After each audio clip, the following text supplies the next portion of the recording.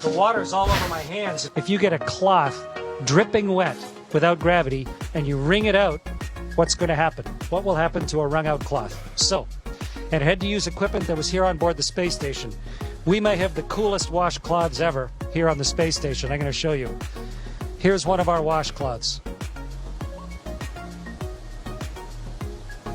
And it's compacted.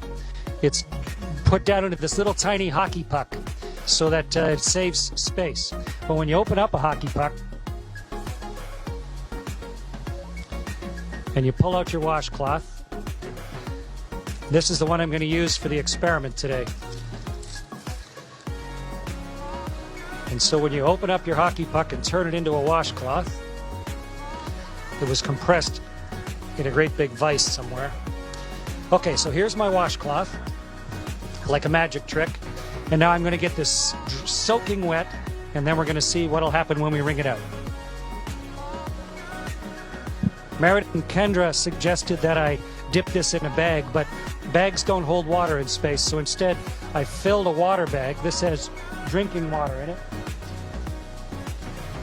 And I'm going to squirt a bunch of water into this washcloth.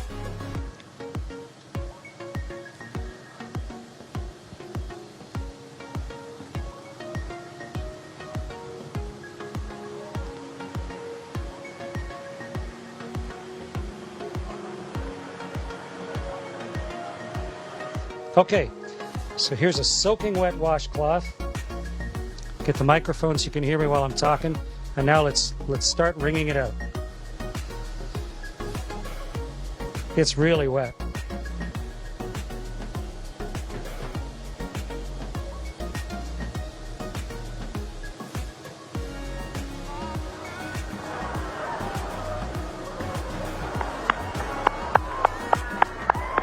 It's becoming a tube of water.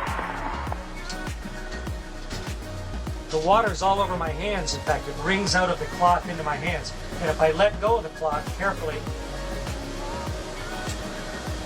the water sort of has it stick to my hand.